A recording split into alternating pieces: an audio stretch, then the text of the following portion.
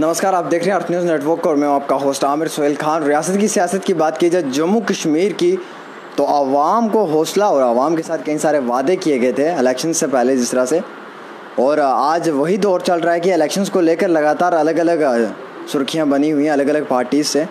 जिस तरह से एनसी की अपनी एक राजनीति है, कांग्रेस की अपनी, और बीजेपी के भी कई सारे वादे हैं बीते हुए 5 वर्षों में। जिस तरह से बीजेपी ने युवाओं के साथ वादे किए थे, क्या वो पूरे हुए हैं या आज भी वो वादे जो हैं वो सिर्फ वादे ही बन के रह चुके हैं? और जिस तरह से उमर अब्दुल्ला का भी बयान आया है, फारूक अब्दुल्ला का भी, और साथ ही साथ हमारी महबूबा मुफ्ती जी का भी, आप लोग बेखूबी वाकिफ़ हैं कि उनके आए रोज़ बयानात से कहीं ना कहीं कश्मीर के युवाओं में तो आग लगती, लेकिन रियासत जम्मू कश्मीर की सियासत में जो वो पहल करते हैं, लगता है कि इस कुर्सी के लिए वो कितना कुछ कर सकते हैं। और इसी सब में मेरे साथ बात करने के लिए सीनियर लीडर हैं बीजेपी पार्टी से सतीश शर्मा जी। सर, आपका स्वागत है अर्थ न्यूज़ में। धन्यवाद। सर, इस बार का बीजेपी का सबसे पहला मेरा सवाल जो है, बीजेपी का मैनिफेस्टो क्या है? मैनिफेस्टो की अभी कॉपी यहाँ पे नहीं आई है, लेकिन आपने देख ही लिया होगा मैनिफेस्टो में कुछ जो बातें सामने उभर के आई हैं कि एक तो सबसे बड़ी बात कि देश का स्वाभिमान बना रहे जी। और भाजपा ने पहली बार आज़ादी के 75 वर्ष पूरे होने पे भाजपा ने 75 यानी 75 वो पॉइंट्स रखे हैं, तो ये अपने आप में एक बहुत बड़ा उदाहरण है। सर, 2014 की अगर बात की जाए, जो 2014 का मैनिफेस्टो था, उसमें और आज के मैनिफेस्टो में क्या लगता है आपको, कुछ फ़र्क होगा? नहीं, फ़र्क की बात यहाँ तक है, हमने जो 14 में कहा था उसको हमने पूरा किया जी। कुछ रह भी गया होगा तो उसको आगे भी हम पूरा करेंगे। और हम एक बात आपको मैं ध्यान में डाल दूं कि भारतीय जनता पार्टी एक ऐसी पार्टी है कि जो कहती है वो करती है, और जो करती है वही कहती है। हम झूठे वादे और झूठे प्रलोभन नहीं देना चाहते जनता को।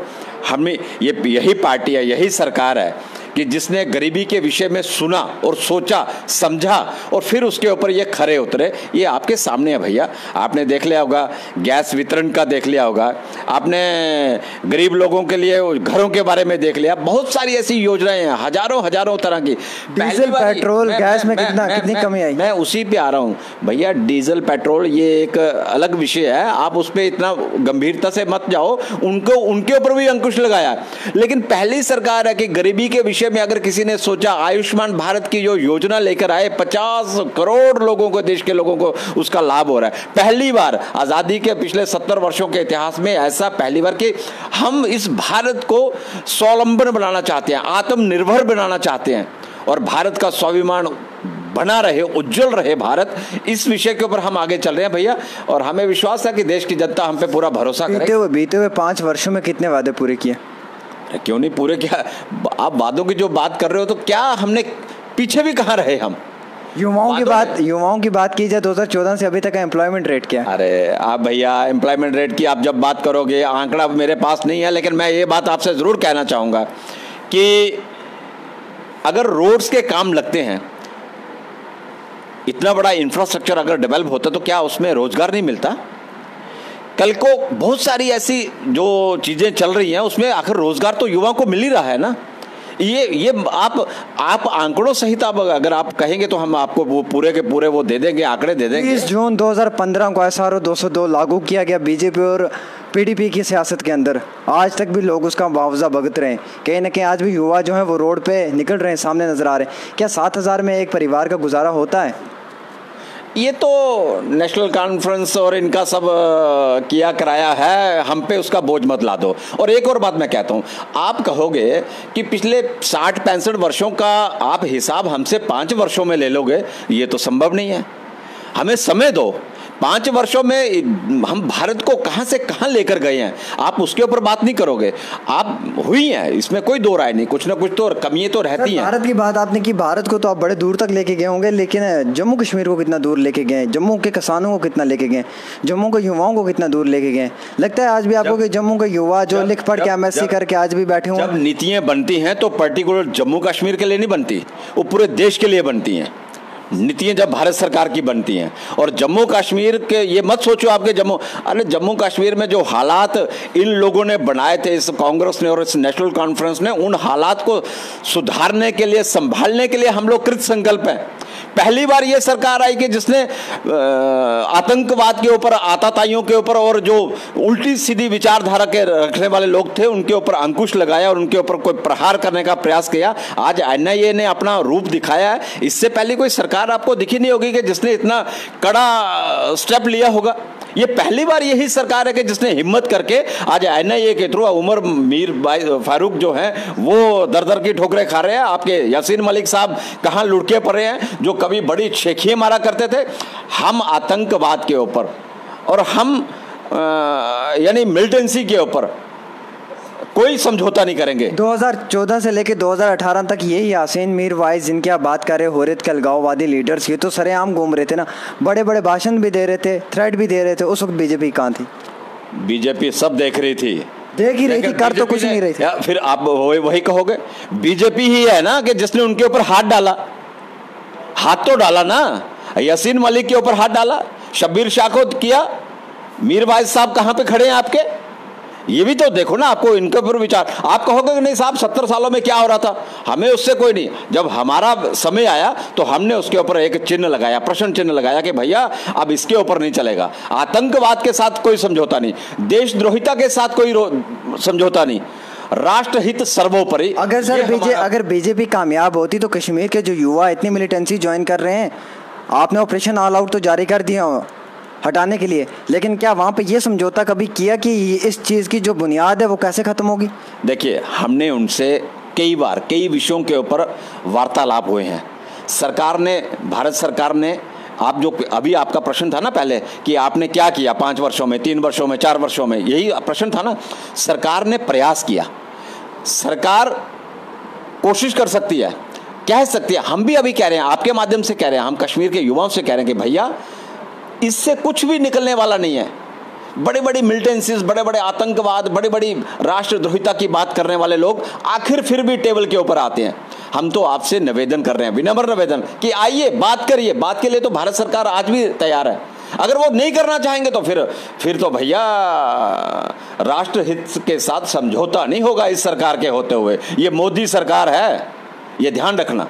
यहाँ पे आज का एक उनसे निवेदन कर रहे हैं कि आओ बात करो, बात करने से आपको कुछ ना कुछ समस्याओं का, हर एक समस्या का समाधान होता है, ऐसी तो कोई बात ही नहीं है जी। आज यहाँ पर एक बहुत बड़ा दर्दनाक हादसा सामने नजर आया किश्तवाड़ के अंदर। आरएसएस एक्टिविस्ट चंद्रकांत शर्मा की पीएससी को गोली लगी और ऑन स्पॉट उनकी डेथ हो गई और साथ ही साथ में वो भी जख्मी हो गई। ये दूसरी बार किश्तवाड़ के अंदर ऐसा अटैक है। क्या लगता है आपको, इस किस तरह आप इसको देखना चाहोगे? मुझे जस्ट आपके कहने से 2 मिनट पहले मुझे अभी पता चला है कि हमारे आदरणीय चंद्रकांत जी के ऊपर आतंकवादियों के द्वारा एक हत्या करने का प्रयास किया।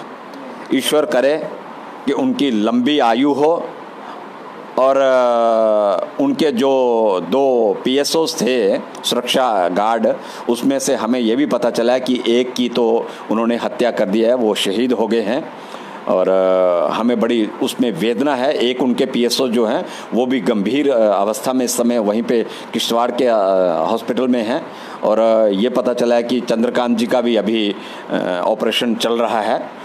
तो लेकिन फिर वही बात आती है कि तुम कैसे भी प्रयास करोगे, तुम्हें तुम्हारे प्रयासों में हम सफल नहीं होने देंगे। ये राष्ट्रद्रोहिता और राष्ट्रभक्ति का आज एक तरह से बड़ा अजीब सा खेल चल रहा है।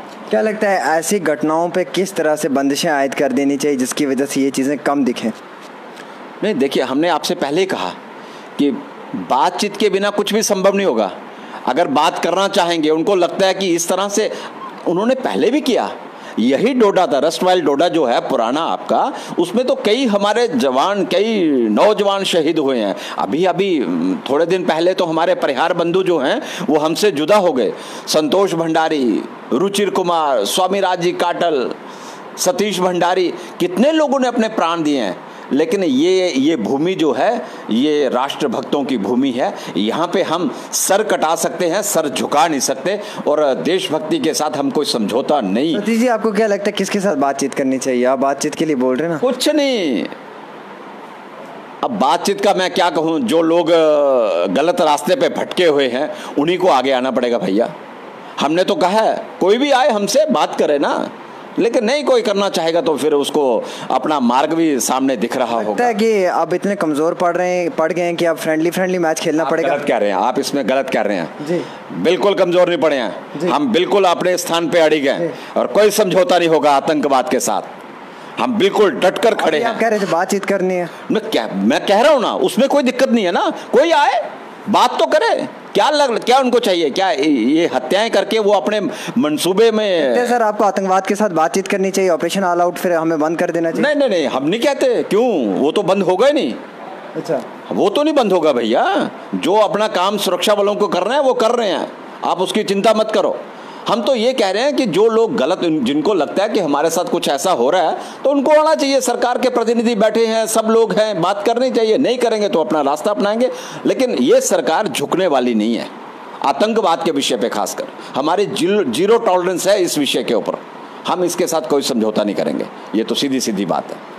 यहाँ पर आवाम का ये भी कहना है और आए रोज़ सुनने को मिलता है कि इस बार के जो वोट्स होंगे वो कहीं ना कहीं इंडिया के पीएम को देखकर होंगे, ना कि लोकल कैंडिडेट को देखकर होंगे।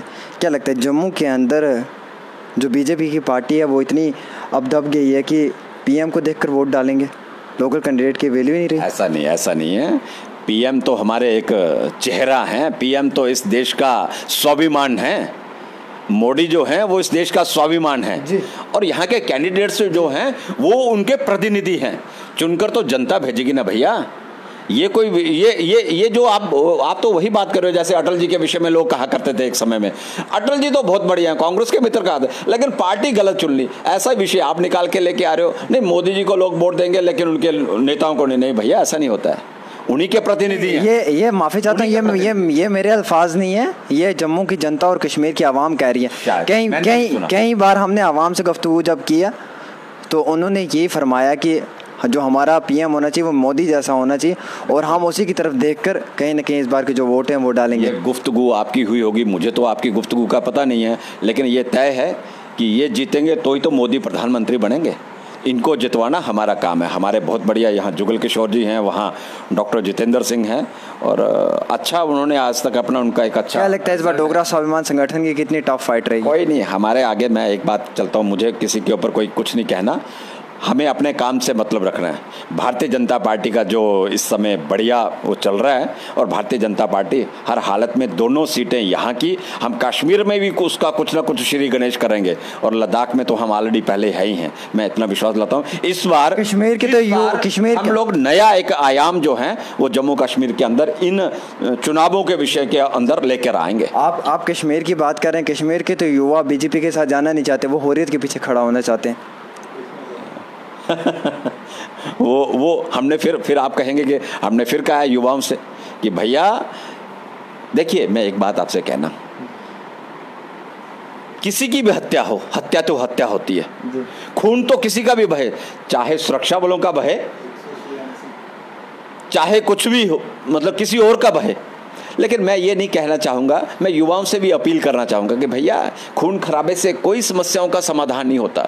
अब वो आप कह रहे हो कि नहीं जी उनको बड़ा वो है, वहाँ पे बेरोज़गारी है तभी तो वो ऐसा हो रहा है। अरे बेरोज़गारी तो देश भर में भी होगी ना, बहुत सारे लोगों में। तो इसका क्या मतलब है कि आप बंदूक उठा लो, आप किसी की हत्या कर दो? आपको किसने ऐसा अधिकार दिया? ये देश जो है ये संविधान से चलता है, सबको उसका अधिकार है, अपने कश्मीर को भी है, जम्मू को भी है और लद्दाख को भी है। क्या तकलीफ होगी अगर 5 वर्षों के लिए इस देश के अंदर भाजपा आ गई? तो यही प्रधानमंत्री है भैया। कश्मीर के युवाओं को सोचना चाहिए, विचार करना चाहिए। जब कश्मीर के अंदर उस समय बाढ़ आई तो किस प्रधानमंत्री ने देश के सैनिकों को लगा दिया वहां पे कि भैया मेरा कश्मीर का कोई भी नौजवान, कोई बुजुर्ग, कोई साथी मेरा जो है वो डूबना नहीं चाहिए। यही प्रधानमंत्री था ना। यही प्रधानमंत्री हैं कि अपनी दिवाली को छोड़ के कश्मीर के अंदर रात बिताते हैं और रहते हैं।